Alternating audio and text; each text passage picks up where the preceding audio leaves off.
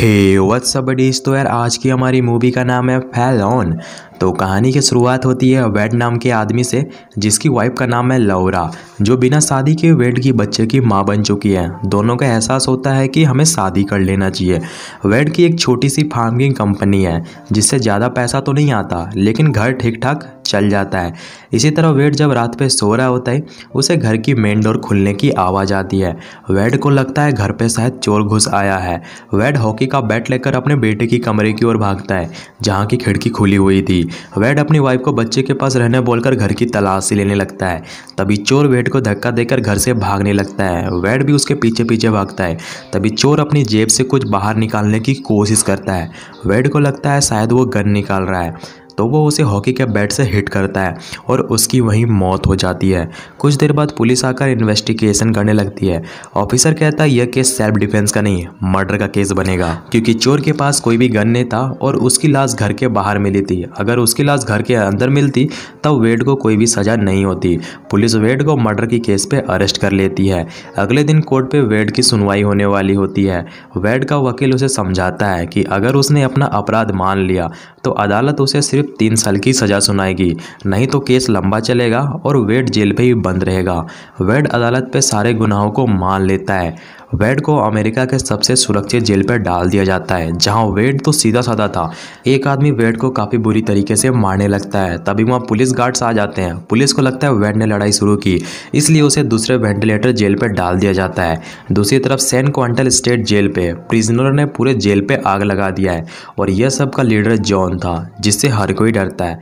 Police वाले जब उसे पूछते हैं कि उसने ऐसा क्यों किया, जॉन कहता है कि कल उसकी बेटी 27 साल की हो जाती अगर वो जिंदा होती। दूसरी तरफ वेड ने कल जो रात जेल पे भसड़ मचाई थी, उसके लिए उसे कोर्ट पे वार्निंग दी जाती है कि आगे से अगर उसने ऐसा जेल पे माहौल बिगाड़ने की कोशिश की तो उसकी सजा बढ़ाई जा सकती है। वेड को दूसरे जेल पे शिफ्ट किया जा रहा होता है, जहां उसकी मुलाकात जैक से होती है। जैक उसे बताता है कि हम अभी जहां जा रहे हैं वहाँ इंसानियत नाम की कोई भी चीज़ नहीं है, और उसी बस पे डेमी सैमसन भी होता है, जिसके साथ वेड की कल रात लड़ाई हुई थी। वो अपनी जेब से एक छोटी सी चाकू निकालता है और सामने पे एक आदमी के चेहरे पे 10-12 बार चाकू से हमला करता है। डेमी वो चाकू जैक को रखने देता है और जैक वो चाकू वेड को देते हुए कहता है कि पुलिस को यह बताना कि यह चाकू तुम्हें सीट के नीचे से मिली।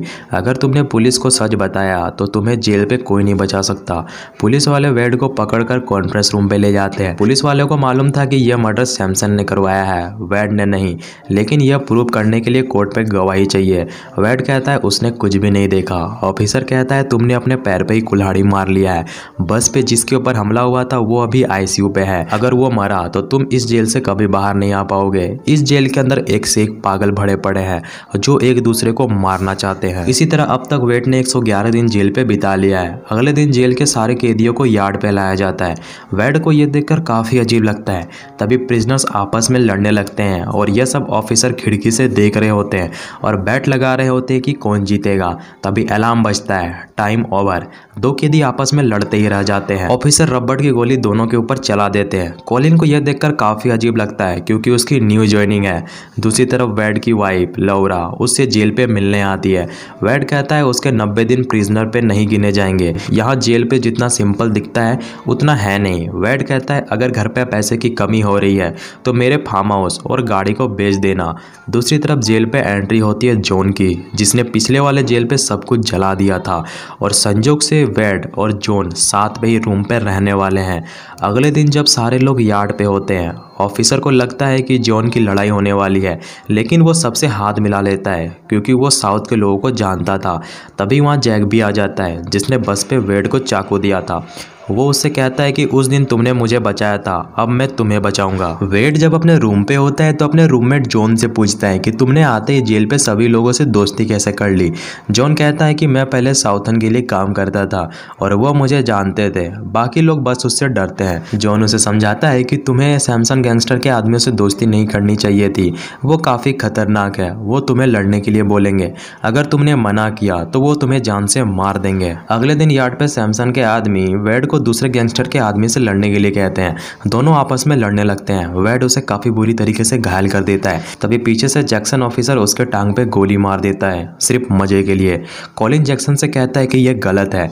जैक्सन कहता है ये मेरा जेल है, माई रूल। दूसरी तरफ जॉन वेड को समझाता है कि अदालत पे सजा देने के बाद जेल पे बाहर का कानून लागू नहीं होता है। यहाँ पे उसी की चलती है जो पावरफुल होता है। अगर तुम कमजोर हो तो तुम्हें जीने का कोई अधिकार नहीं है। अगले दिन जब वेड की वाइफ उससे मिलने आती है, उसे काफ़ी चोट लगी हुई थी, वो टकला भी हो गया था। वेड कहता है कि उसने गैंग ज्वाइन कर लिया है और यहाँ पे सरवाइव करना उतना भी आसान नहीं है। अगले दिन जैक जब वेड को दोबारा फाइट करने के लिए कहता है तो रिटर्न पे वेड कहता है कि इस बार मैं नहीं, तुम जाओगे फाइट पे। जैक कहता है अब तुम मुझे ऑर्डर दोगे। वो लोग वेड को काफ़ी बुरी तरीके से मारने लगते हैं। जॉन उसे बचाने की कोशिश करता है और वो भी सैमसन के आदमियों के नज़र पे आ चुका था।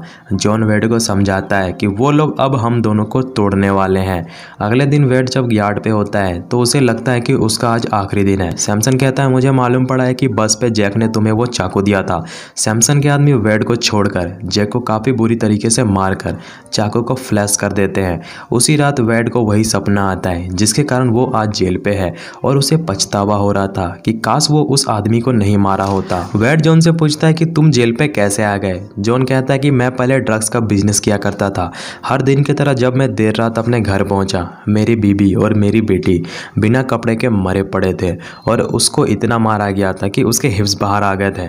मुझे जैसे ही मालूम पड़ा कि यह काम किसका है, मैंने सबसे पहले उसको चेयर से बांधा और उसके सामने उसके परिवार को ख़त्म कर दिया।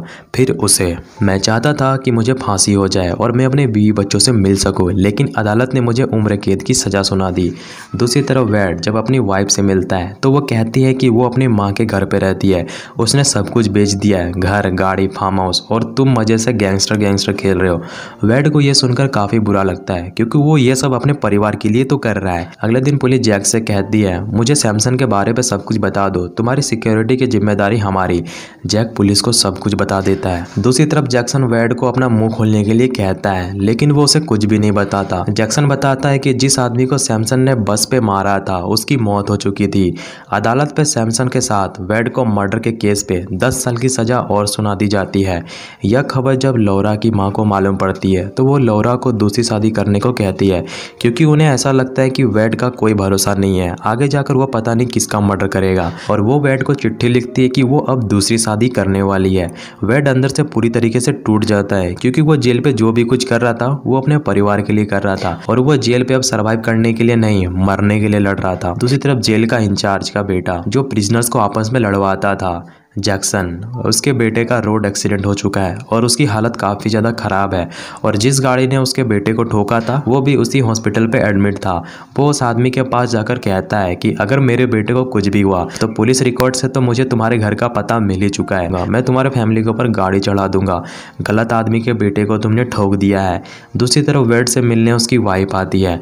लौरा कहती है कि माइकल अपनी ज़िंदगी अपने डैड के साथ ही बिताना चाहता है और मैं भी। वोड को थोड़ी सी हिम्मत आती है जेल से सरवाइव करने की। वो अपनी वाइफ को रिटायर FBI एजेंट का पता देता है जो जॉन का दोस्त है और वो उसे यार्ड पे लाने के लिए कहता है ताकि उसे मालूम पड़ सके कि जेल के अंदर क्या हो रहा है और उन्हें यह भी मालूम पड़ जाएगा कि मैं बेकसूर हूँ।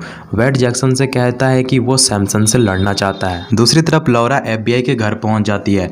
अगली सुबह जब वेड फाइट करने के लिए जा रहा होता है, कॉलिन उससे कहता है कि तुम जो कर रहे हो, अगर तुम जीत भी जाओगे तो वो तुम्हें मार देंगे। वेड कहता है तुम्हें उससे क्या मतलब, तुम भी तो उन्हीं के साथ हो ना। यार्ड पे वेड सैमसन के बीच लड़ाई होती है। वेड उसे कुत्ते की मौत मारता है। जैक्सन उसे जान से मारने वाला होता है। तभी जॉन उसके आगे आ जाता है और एक एक करके सारे प्रिजनर्स वेड को डिफेंड कर रहे होते हैं। जैक्सन का दिमाग खराब हो जाता है। वो जॉन और वेड को छोड़कर सारे प्रिजनर्स को बाहर निकाल देता है और CCTV कैमरे को बंद करके दोनों को जान से मारने चला जाता है और एक आदमी को खिड़की पे रखता है, अगर कोई जैक्सन के ऊपर हमला करे तो उसे जान से मार दे। कॉलिन को यह सब गलत लग रहा होता है। वो CCTV कैमरे को ऑन कर देता है। जैक्सन वेड को मारने के लिए आगे बढ़ता है। पीछे से जॉन चाकू निकालता है और जैक्सन का काम वहीं तमाम कर देता है। ऑफिसर जॉन को गोली मार देता है। कॉलिन जेल पे इमरजेंसी चालू कर देता है। तभी लौरा FBI के साथ जेल पे पहुंच जाती है, जहां वो जब CCTV कैमरे को चेक करते हैं उन्हें सब कुछ मालूम पड़ जाता है कि जेल में क्या चल रहा है। जेल से वेड को आज़ाद कर दिया जाता है और वो हैप्पीली सालों बाद अपनी वाइफ से मिलता है। इसी के साथ तंटड़ा मूवी यहीं पे खल्लास हो जाती है। अगर ये मूवी आपको एक्चुअल में अच्छी लगी हो तो यार सब्सक्राइब तो बनता है ना।